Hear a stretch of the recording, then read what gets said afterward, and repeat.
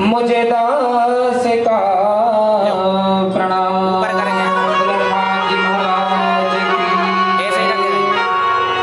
आदरणीय सभी भक्तगण, पूज्य माताएं,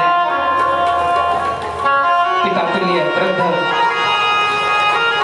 और प्यारे बच्चों, जैसा कि सभी को विदित है कि मां नर्मदा की कथा हम भगवान श्री हनुमान जी महाराज के सम्मुख बैठ करके मां नर्मदा के दक्षिण तट पर नर्मदा पुराण की कथा का श्रवण विगत 3 दिनों से कर रहे हैं।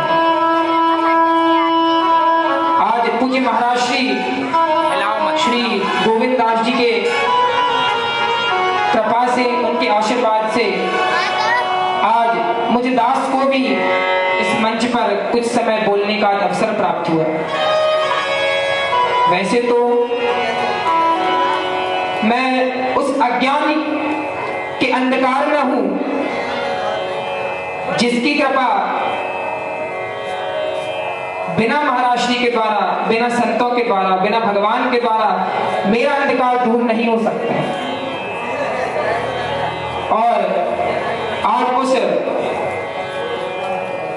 अंधकार को ही दूर करने के लिए पूज्य महाराज श्री ने मुझे अवसर प्रदान किया। इसके लिए पूज्य महाराज श्री का बहुत ही कोटि कोटि आभार प्रकट करता हूँ और पूज्य महाराज श्री से आशीर्वाद मांगता हूँ कि हे पूज्य महाराज श्री, आप कुछ दास को आशीर्वाद प्रदान करें जिससे कि मैं आपके द्वारा दिया हुआ कार्य को सुगमता से निर्वहित कर सकूं। तो आइए आज की कथा में हम प्रवेश करते हैं। मां नर्मदा पुराण की यह जो कथा चल रही है, इसमें कथा को श्रवण करने के लिए सबसे पहली चीज होती है कि हमें प्रभु की भक्ति में लीन होना चाहिए। अब भक्ति कैसे प्राप्त हो? तो कई लोग कहते हैं कि अरे भक्ति तो जो है अब तो होती नहीं है, अब तो बस कुछ देर बस माला लेकर के बैठ जाओ, हो गया। लेकिन ऐसा नहीं। पूज्य महाराज श्री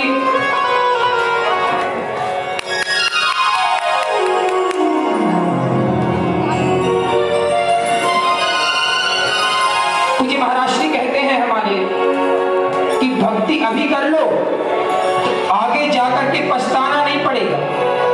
तो जो व्यक्ति अभी भक्ति नहीं करता, कई लोग कहते हैं अरे वृद्धावस्था में देखेंगे, वृद्धावस्था, अरे वृद्धावस्था में कैसे देखोगे? हमारा शास्त्र कहता है ये नवे भाजनी लगना संस्कार उन्होंने था भवे कथा छेद वाला निदिष्ट नहीं करते थे। यह हमारा शास्त्र कहता है। जिस प्रकार कच्चे घड़े के ऊपर जो रेखाएं बना दी जाती हैं, वह घड़ा जब तक टूटता नहीं तब तक वह रेखाएं नहीं मिटती भैया। इसीलिए अभी यदि आप इन बच्चों में भक्ति डाल देंगे, अभी यदि आप इन बच्चों में संस्कार डाल देंगे, तो आगे चल करके आपको कभी पछताना नहीं पड़ेगा। बच्चों को कथा सुनना सिखा दो, आपको वृद्धाश्रम जाने की आवश्यकता नहीं होगी। आज क्यों भारत में इतने वृद्धाश्रम बनाए जाते हैं? क्योंकि हम गलती करते हैं। हम गलती करते हैं कि हम हमारे बच्चों को कथाएं नहीं सुनाते। हम हमारे बच्चों को अच्छी शिक्षा प्राप्त करने के लिए तो बड़े स्कूल में भेज देते हैं, लेकिन हम उन्हें यह भी सिखाते हैं कि अरे बेटा क्या आवश्यकता है। आज हम हमारे बच्चों को कुसुम पहनने से रोकते हैं, आज हम हमारे बच्चों को तिलक लगाने से रोकते हैं। अरे माताओं, अरे पिताओं, अरे बच्चों, मैं तुमसे कहता हूं यह बात कहीं झूठ हो तो जहां कहो वहां पर मुझसे कह देना। मेरा यहाँ शास्त्र बोलता है चंदनम वंदते नित्यम पवित्रम पापनाशनम आपदा हरते नित्यम लक्ष्मी वस्तु सर्वदा। यह चंदन लगाने की महिमा है। अब कोई कहेंगे नहीं तो शास्त्रोक्त हो गया, इसका वैज्ञानिक भी कुछ तर्क बता दीजिए। तो मैं बताता हूँ आज वैज्ञानिक तर्क। हमारे शरीर में, आप सभी लोग बुजुर्ग हैं, आप सब जानते होंगे कि हमारे शरीर में 7 चक्र होते हैं। यहां से जागृत होकर के वह नाभि तक आते हैं। यहां पर होता है आज्ञा चक्र, जिन्हें हम कुंडलिनी भी बोलते हैं। जब हम चंदन लगाते हैं तो हमारी इस अनामिका उंगली के द्वारा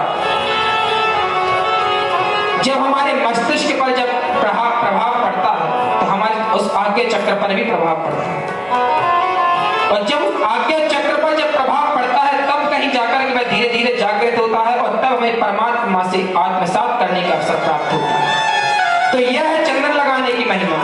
लेकिन आज हम देखते हैं कि आज लोगों को चंदन लगाने में प्रॉब्लम है। चंदन लगाने में प्रॉब्लम, राम राम कहने में प्रॉब्लम। कुछ ना कराओ, बस उनसे सुबह शाम गाने का बालो, भगवान का भजन न करवाओ। अरे 3 बार भजन 1 बार, इसमें भी आते हैं संकट हजार। कल हमारे पंडित जी ने बात बड़ी अच्छी बताई, लेकिन नहीं, हम उस भजन में भी, उस 1 बार के भजन में भी कई प्रकार की कला देखते हैं। बहुएं कहती हैं मेरे को मेरी सास पूजन नहीं करने देती।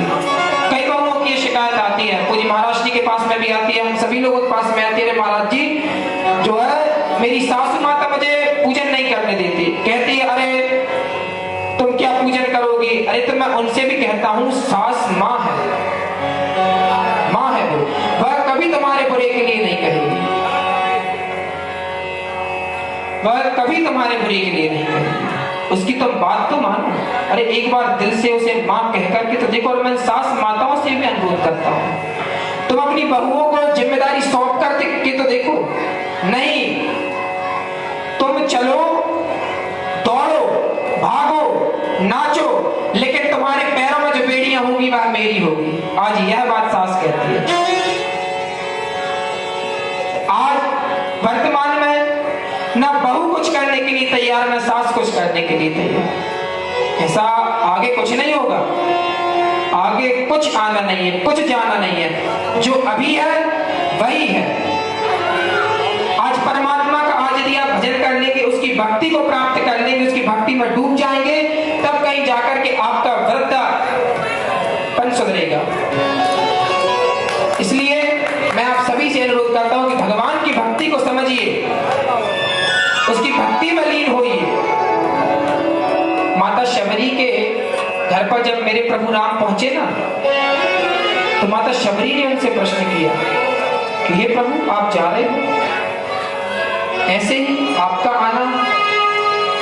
मैंने तो ये सुना है कि जब भगवान जब किसी भक्त के घर पर जाते हैं ना, तो वह जाकर के ना उसे कुछ देते भी हैं। आजकल हालांकि ये डिमांड जो है बहुत अधिक हो गई है।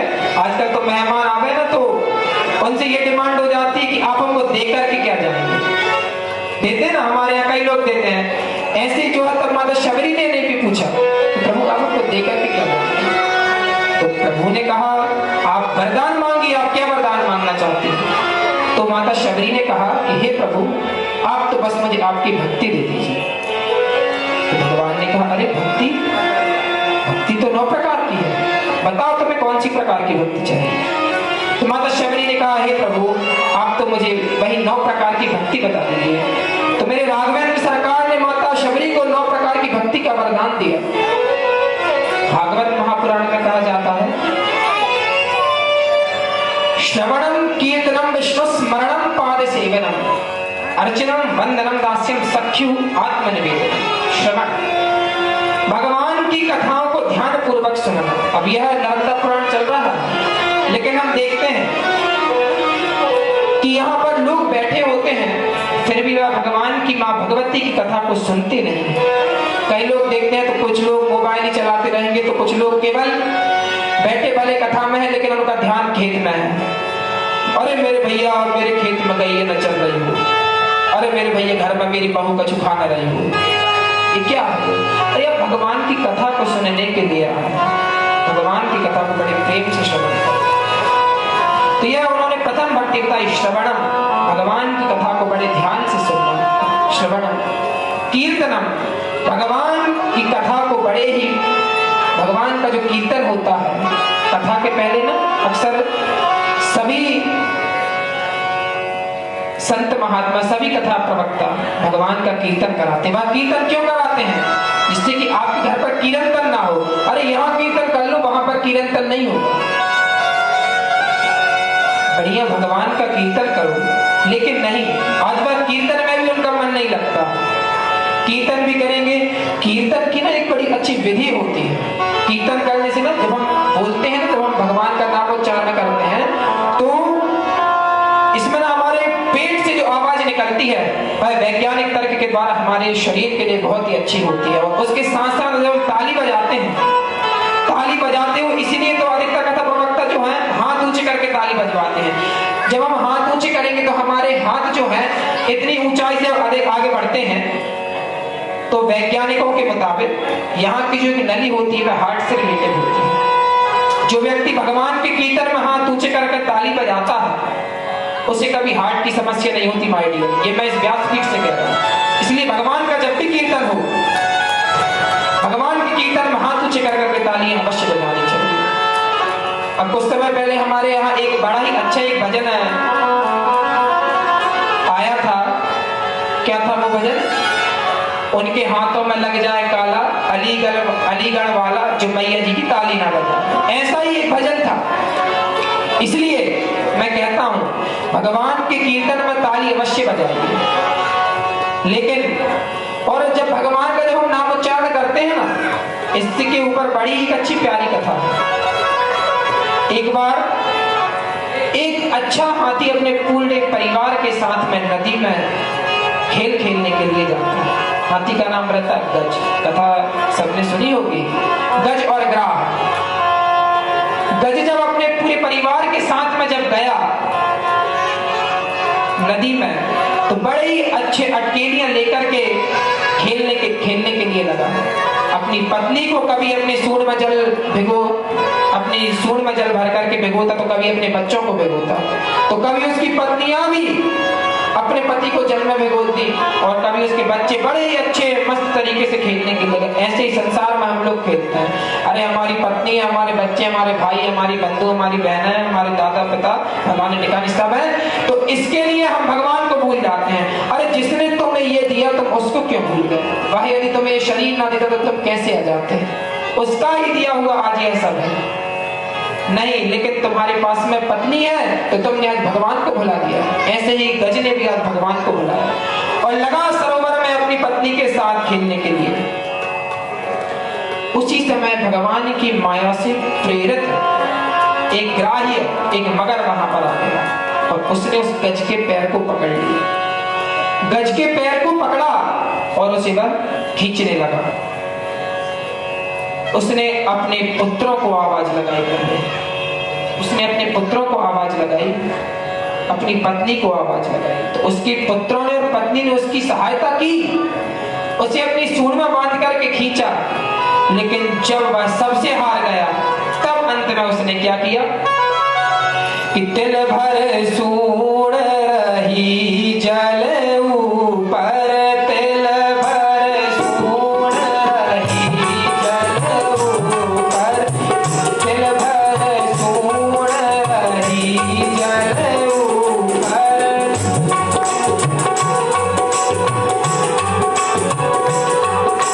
तिल भर सूण रही जल ऊपर, तब हरि नाम उच्चारायण रामा, तब हरि नाम उच्चारायण, श्रीमन्नारायण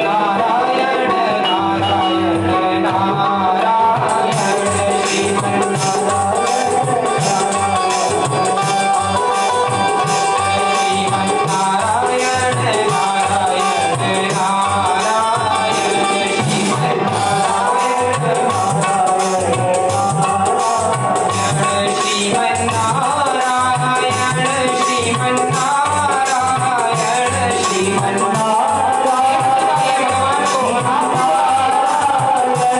भगवान को बुलाइए कि हे प्रभु, जिस प्रकार से आपने गज की सहायता की, आपने उस गिद्ध की सहायता की, आपने अजामिल को तारा, आपने गणिकाओं को तारा, ऐसे ही प्रभु आज हमारी बारी है, हमारी बार अब कहाँ देर लगा रहे हो।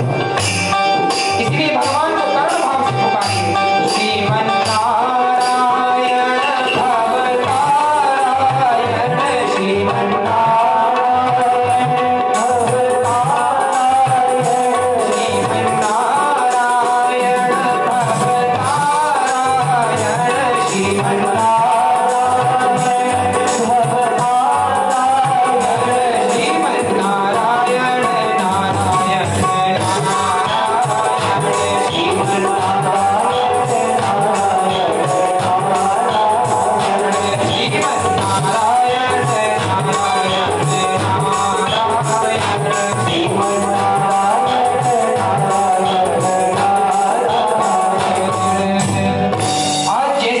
भगवान श्री को पुकारा। वह भी कैसे पुकारा, जब उनके ऊपर भी जब संत रूपा, जब संत की कृपा हुई तब देवताओं की कृपा हुई, और जब देवताओं की कृपा हुई तब देवताओं की देवी मां महालक्ष्मी ने कृपा की। लोग कहते हैं महालक्ष्मी तो केवल धन को बस देने वाली है, अरे नहीं, मां का त्रिगुणात्मक स्वरूप है। जब वह ज्ञान देने के लिए आती है तो मां सरस्वती का रूप धारण करती हैं, जब वह संहार करने के लिए आती है तो मां महाकाली का रूप धारण करती है। ऐसे ही तब मां महालक्ष्मी ने अपने कमल के द्वारा उस गज को बुद्धि प्रदान की और उसने तब भगवान का नाम स्मरण किया। भगवान ने भी उसका नाम सुनते ही कुछ नहीं विचार किया, अरे भक्त ने मुझे बड़े करुण भाव से पुकारा, तो भगवान ने भी सोचा अब मैं क्या करूं।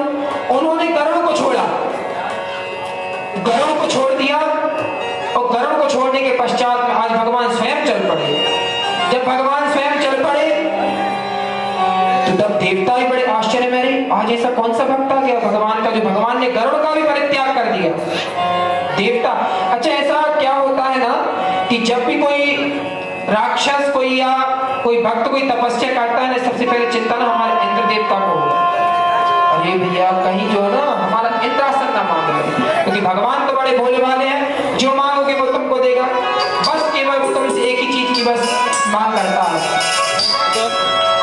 कि तुम मुझे करुण भाव से पुकारो तो, अरे जो तू धारे एक पग मैं धारूं पग 60, तुम एक पग मेरे लिए चल करके तो देखो, मैं तुम्हारे लिए 60 पग ना चल दूं, मैं तुम्हारे लिए अनगिनत पग ना चल दूं, तुम मेरा बन करके तो देख, पूरी दुनिया तेरी ना करती ना तो मेरा नाम नहीं।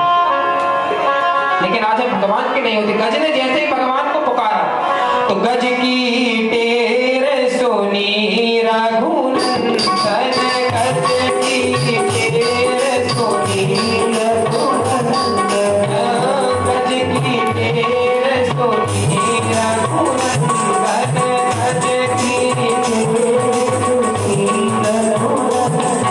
अब जैसे ही भगवान ने उसकी प्रार्थना सुनी तो क्या किया, गरुड़ छोड़ पग धारायण रामा, गरुड़ छोड़ पग धारायण रामा, गरुड़ छोड़ पग धारायण रामा, गरुड़ छोड़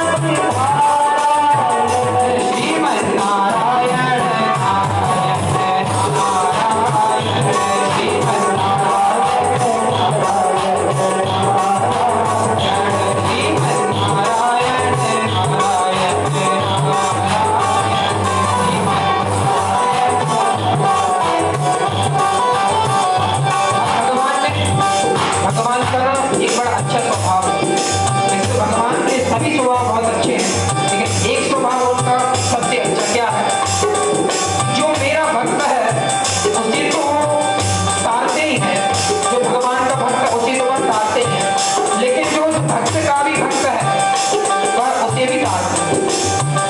ऐसे भगवान ने क्या किया, जैसे भगवान वहां पर आए उन्होंने सुदर्शन चक्र फेंका और ग्राही का सर धड़ से अलग कर दिया। तो किसी भक्त ने पूछा कि हे प्रभु, आपकी भक्ति तो गजबे की थी, आपने सबसे पहले ग्राही का उद्धार क्यों किया? ग्राही का उद्धार क्यों किया? तो भगवान ने कहा कि मैं दासानुदास को फॉलो करता हूँ, दासानुदास की पंक्ति को फॉलो करता हूँ। आई गेट फॉलो दासानुदास। जो मेरे भक्तों की भक्ति करेगा, जो मेरे भागवतों की सेवा करेगा, मैं सबसे पहले उसका उद्धार करता हूँ। इसलिए आज भगवान ने सबसे पहले ग्राही का उद्धार किया। तब गज अपने पूरे परिवार के साथ में बोला, श्रीमन्नारायण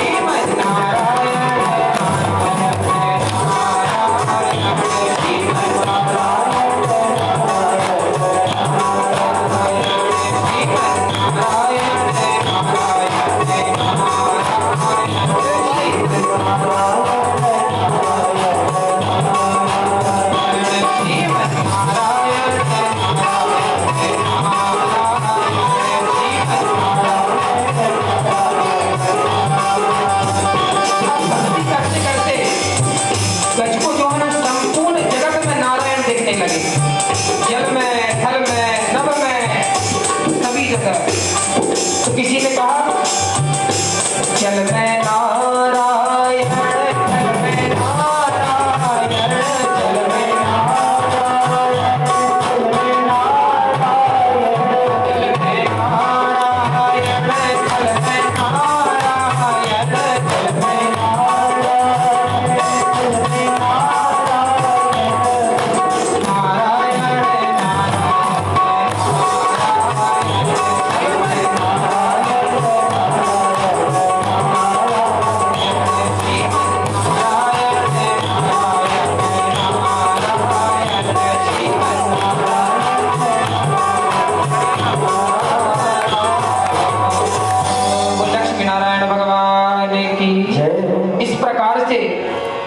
गज ने भगवान की दूसरी भक्ति को किया, श्रवणम कीर्तनम, भगवान ने उसके कीर्तन की भक्ति के द्वारा उसका उद्धार किया।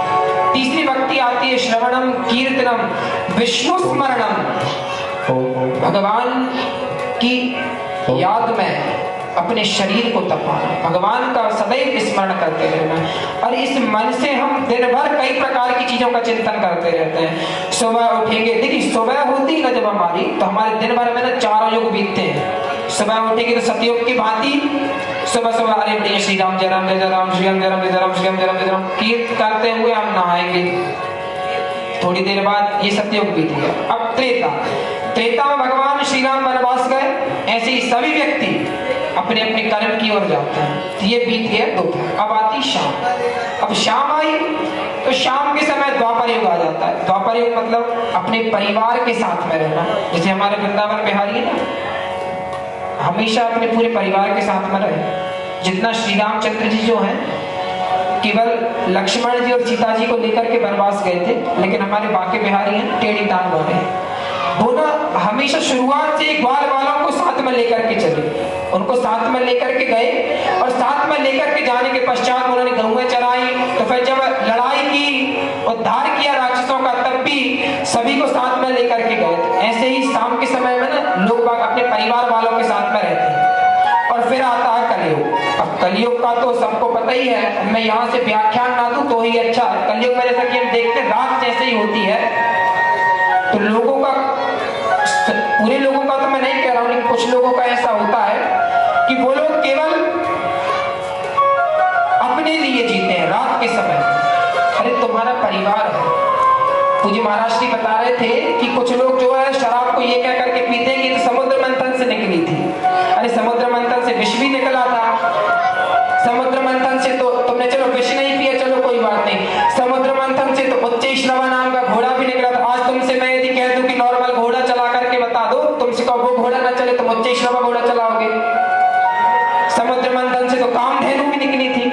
आज एक गाय माता नहीं पाली जाती लोगों से, और लोग कामधेनु गाय का पालने का बात करते हैं। समुद्र मंथन से तो कामधेनु भी निकली, उच्चैश्रवा घोड़ा निकला, मणि निकली नहीं, लेकिन जो है उन्होंने बस केवल एक बात को बस देखा कि समुद्र मंथन से वारुणी नाम की मदिरा निकली, तो वह हम जरूर, अरे मदिरा तो राक्षसों ने ली थी, अब तुम राक्षसों तो ले लो, मुझे नहीं पता, तुम हो राक्षस तो पियो मदिरा, देवता हो तो सोमरस का पान करो। ये कथा भी जो है ना, भगवान की कथा भी सोमरस के समान ही है, कथा से ही स्मरण होता है। कथा से जब आप भगवान का स्मरण करेंगे, तब आप भगवान की कथा को श्रवण करते हुए तभी आप उनका स्मरण करें। तो तीसरी भक्ति यहाँ पर बताई प्रभु श्री राम ने, श्रवणम कीर्तनम विष्णु स्मरण, भगवान का स्मरण करना। चौथी भक्ति पाद सेवनम, भगवान की सेवा करना। एक बड़ा ही अच्छा प्रसंग है, हम जहाँ पर अभी रहते हैं जगदीश वार्ड में, इसी मोहल्ले की बात है, बिल्कुल सत्य घटना है, अभी मुश्किल से 5 महीने हुए होंगे। हमारे यहाँ भगवान विष्णु की सेवा करने का जो फल प्राप्त होता है, उसका सटीक फल हमारे मोहल्ले में एक कुर्मी समाज के एक व्यक्ति ने पाया, अभी 5 महीने पहले। लगभग आज से 10 वर्ष पहले उनकी शादी हुई, और शादी होने के बाद में उनकी पत्नी ने एक सुंदर कन्या को जन्म दिया। सुंदर कन्या को जन्म दिया, उसके बाद आजकल समाज में ना बड़ी छोटी मानसिकता है कि अरे बिटिया हो गई, अब क्या होगा। अरे बेटा केवल एक कुल को तारता है, बिटिया दोनों कुलों को तारती है। बेटा केवल एक कुल की शान बढ़ाता है, लेकिन बेटी 2-2 कुलों की शान बढ़ाती है। लेकिन आज कुछ छोटी मानसिकता वालों ने उसे कुछ गलत साबित कर दिया, अरे बेटी हो गई ऐसे ही। लेकिन उन्होंने इस बात को नहीं फॉलो किया, और उन्होंने सोचा चलिए बेटी है कोई बात नहीं, भगवान हमें आगे जाकर के बेटा भी देगा। 1 वर्ष हो गया, 2 वर्ष हो गया, 3 वर्ष, 4 वर्ष, 5 वर्ष, 6 वर्ष, 7 वर्ष, इस प्रकार से 10 वर्ष बीत गए, लेकिन आगे जाकर के उनकी पत्नी को गर्भ धारण नहीं। भगवत कृपा से वह मेरे पास में आए, और आकर के मेरे पास में बोल रहे कि हे गुरु जी, क्योंकि मेरे से दीक्षा ली थी उन्होंने, गुरु था, तो उन्होंने उनका कर्तव्य समझा। देखिए कोई भी कार्य हो, हमें ना हमारे गुरु के बिना नहीं करना चाहिए। भगवान श्री राम के पिताजी भी जब दशरथ जी को जब संतानोत्पत्ति नहीं हुई ना, तो वो भी अपने गुरु वशिष्ठ के यहाँ पर गए थे। गुरु ग्रह गया तुरंत वहीं पाला, चरण लाग हर विनय विशाला, बहुत अनुनय विनय किए। ऐसा ही वो भी आप बोले लगे गुरु जी हमने दवाई करा ली, हमने झाड़ फूक करा ली, हमने सब करा लिया, लेकिन जो है ना अब गर्भ धारण नहीं होता हमारी वजह। तो एकाएक भगवान की कृपा से मेरे मुख से निकला कि अब तुम भगवान की केवल सेवा करो। तो उन्होंने पाद सेवन किया, मतलब जिस प्रकार से हम अपने शरीर को रखते हैं, जिस प्रकार से हम अपने पुत्र की सेवा करते हैं, ऐसे ही हमें हमारे भगवान की भी सेवा करनी चाहिए। ऐसे ही तो मैंने उनको सेवा बताई। 6 महीने तक उन्होंने भगवान की सेवा की, बिल्कुल जिस प्रकार से हम अपने बच्चे को खिलाते हैं वैसे ही उन्होंने भगवान को खिलाया।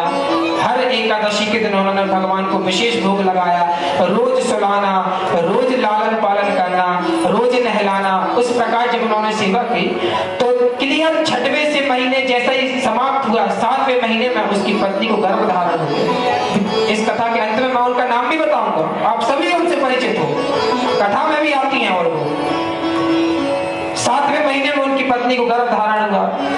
तो बोले पंडित जी अब जो गर्भ धारण हो गया, अब तुमने कहा अब तो जब जिसने गर्भ दे दिया, जिसने गर्भ धारण करवा दिया, वह तुम्हारी सदैव रक्षा भी करेगा, इसलिए उसका ही जाप करो। मैं आप लोगों को आज यहाँ से एक उपाय बता दूं। कई बहनों की यह शिकायत होती है, कई माताओं की यह शिकायत होती है कि मेरी बहू को संतान नहीं हो रही है। मैं आपको लिख करके देता हूँ, 6 महीने मेरे ठाकुर की सेवा करके देख लो इस टेढ़ी टांग वाले की, 7वें महीने में गर्भ धारण ना हो जाए ना तो उस सेवा का पैसा मैं दूंगा। तो 7वें महीने में गर्भ धारण हुआ और इसी नवंबर के महीने में उन्होंने एक सुंदर पुत्र को जन्म दिया। 3 नवंबर में नरसिंहपुर में उन्होंने उस पुत्र को जन्म दिया। ये होती है भगवान की बात की सेवा करना। और आज वह अपने पुत्र को लेकर के, आज 4 महीने का उनका पुत्र है, वह बड़े प्रेम से भगवान की सेवा करती है। और ऐसा नहीं कि अब उनका विश्वास कम हो गया, अब तो वह उनका बिल्कुल भगवान के प्रति और विश्वास जाग गया। इसलिए यह होती चौथी भक्ति। इस प्रकार से हमें भगवान की चौथी भक्ति का ज्ञान मिलता है। पाद सेवनम, श्रवणम, कीर्तनम, विष्णु स्मरणम, पाद सेवनम। 5वीं भक्ति आती अर्चनम, भगवान की रोज पूजन करना। यह हमारे शास्त्र ने हमें एक आज्ञा दी। हमारे सभी वैदिक विद्वान जब गुरुकुल में जब पढ़ने के लिए जावे ना भैया, तो सबसे पहले ना उनको किताब पढ़ाई जाती है, नित्य कर्म पूजा प्रकाश। नित्य डेली कर्म वर्क पूजा प्रकाश, मतलब आपके डेली के वर्क से पहले आपको जो पूजा करनी है उसका ज्ञान देती है किताब। उसमें सबसे पहला श्लोक आता है, संध्या स्नानम जपश्चैव देवतानां च पूजनम। व्यक्ति के नित्य प्रति के कर्म क्या होते हैं? संध्या, भगवान का संध्या करना, स्नान, जप, पूजा। संध्या स्नानम जपश्चैव देवतानां च, और देवताओं की पूजन करना, यह कर्म नित्य किए जाते हैं। लेकिन आज भगवान का पूजन करने में भी लोगों को बड़ी आपत्ति होती है। आज हम कई लोगों के यहाँ पर देखे सत्यनारायण भगवान कथा करने के लिए जाते हैं ना, तो वे कहते हैं पंडित जी भगवान भी ना आप ही लेकर के देना, घंटी नहीं मिलेगी, शंख नहीं मिलेगा। अरे जिस घर में शंख बजता है ना भैया, उस घर में कभी भूत प्रेतों का वास नहीं होता। जिस घर में घंटी बजती है उस घर में कभी नेगेटिविटी नहीं आती। इसलिए हमारा शास्त्र कहता है, आगमार्थम तु देवानाम गमनार्थम तु राक्षसाम घंटानादम प्रकर्वितो पश्चात घंटाम प्रपूजयेत्। देवताओं के आगमन के लिए, राक्षसों के गमन के लिए घंटी और शंख का वादन किया जाता है। लेकिन आज लोगों के घर में घंटी और शंख नहीं मिलती, तो घंटी और शंख भी नहीं मिलेगी, भगवान भी नहीं मिलेंगे। अरे क्या, अरे पंडित जी एक फोटो है, हम तो फोटो के सामने से 2 अगरबत्ती घुमा करके भगवान को प्रणाम करें। अरे पंडित जी क्या, मन शुद्ध रहना चाहिए, इससे क्या होता है? अरे भैया मन तो शुद्ध रखो, वो तो है ही, लेकिन थोड़ा तन भी तो शुद्ध रखो। हमारे पंडित जी रोज पूजन अभिषेक के पहले ना एक श्लोक बड़ा अच्छा बोलते हैं, अपवित्रा पवित्रो वा सर्वावस्थांगतुभ्या या स्मरेत पुंडरीकाक्षं सबाह्या अभ्यंतरा शुचि। आपके अंदर की और बाहर की अपवित्रता को दूर करने के लिए भगवान श्री हरि का यह स्मरण है। तो आज लोगों के घर में भगवान नहीं मिलेंगे, कथा करने के लिए जाओ भगवान नहीं, पूजन करने के लिए जाओ भगवान नहीं। और जो व्यक्ति भगवान की कथाओं को सुनता है उसके घर में भी भगवान विराजमान होते हैं। देखिए भक्ति भले 9 प्रकार की है, लेकिन कहीं ना कहीं उसके पैच, उसकी पहली भक्ति भगवान की कथा श्रवण से ही जुड़े हुए हैं। आपको कथा तो श्रवण, यदि आप कथा श्रवण करोगे तो आपको 9 प्रकार की भक्तियां प्राप्त हो जाएंगी। इसलिए तो भैया भगवान का पूजन भी ना बड़ा आवश्यक होता है। उनसे ना फिर हम रोज हमारी भेंट होती रहेगी, रोज मिलते रहोगे, जो करते रहोगे भजन धीरे धीरे तो मिल जाएगा वो सजन धीरे धीरे। अगर उनसे मिलने की दिल में तमन्ना तो करते रहोगे जतन धीरे धीरे तो मिल जाएगा वो सजन धीरे। यह भगवान की भक्ति होती है। जब सीता मैया का जब स्वयंवर हो रहा था ना, तो रामचंद्र जी बड़े अच्छे से वहां पर बैठे, और जब किसी राजा से लगे उठावन टरई भूप सहज एक ही 12 लगे उठावन टरई नटारा। 10,000 राजाओं ने एक साथ मिलकर के जब उस धनुष को उठाए तो वह नहीं उठा।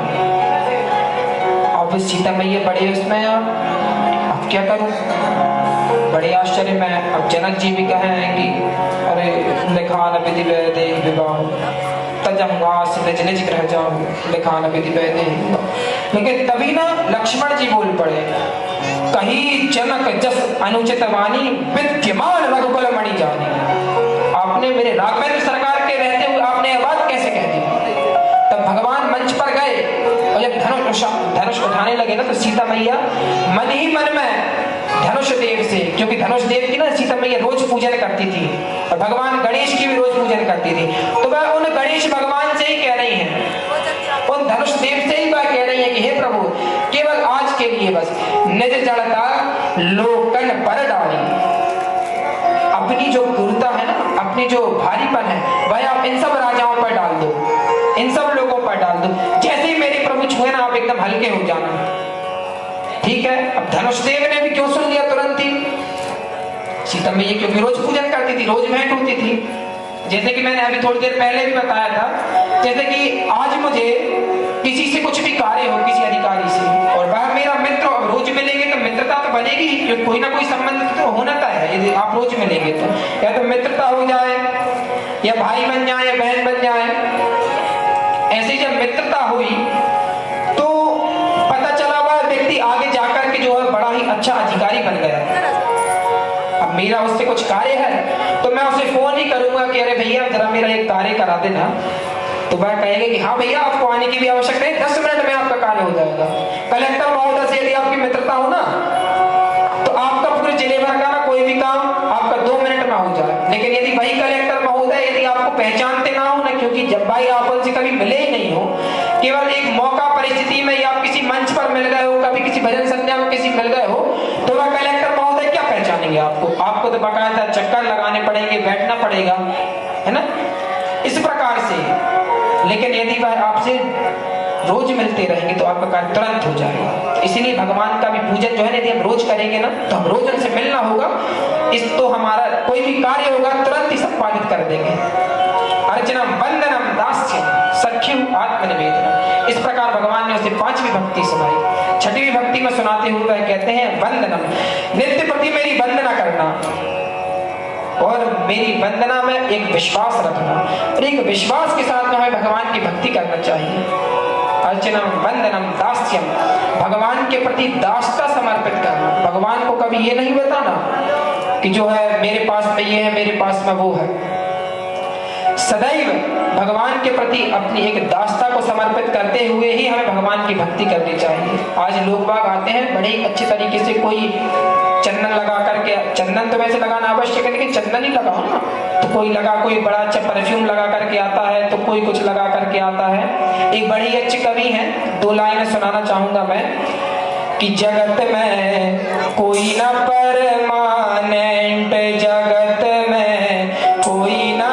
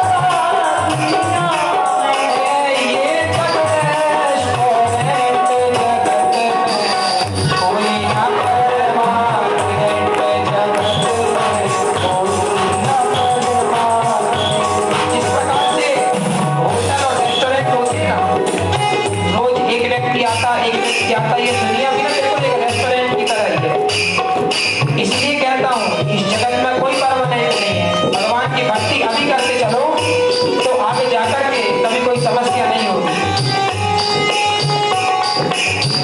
तेल चमेली चंदन साबुन, तेल चमेली चंदन साबुन, चाहे लगा लो सहज जगत में कोई न परमाने, जगत में कोई न परमाने,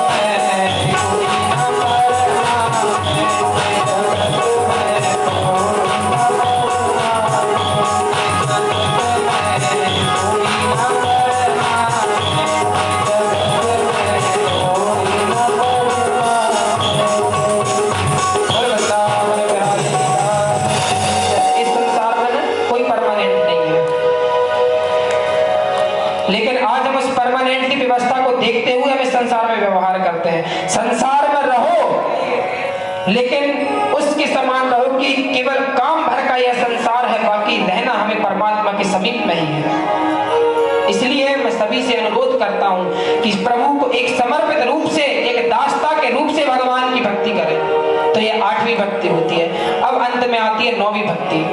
श्रवणम कीर्तनम विष्णु स्मरणम पाद सेवनम अर्चनम वंदनम दास्यम सख्यो आत्मनिवेदनम। यह भगवान की 9वीं भक्ति जो आती है आत्मनिवेदन करना कि हे प्रभु अब आप ही मेरे हो।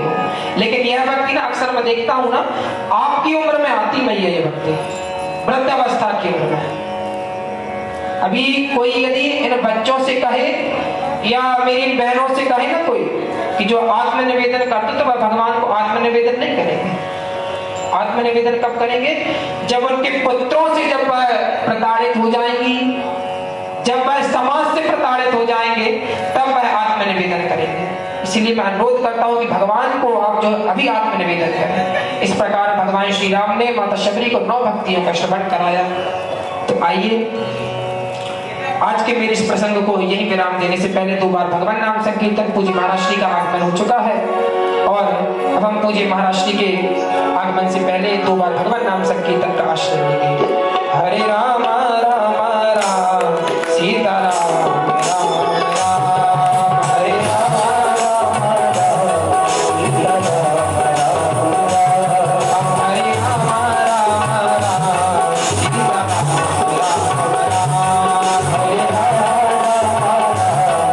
राम राम राम, हरे राम राम राम सीता राम राम।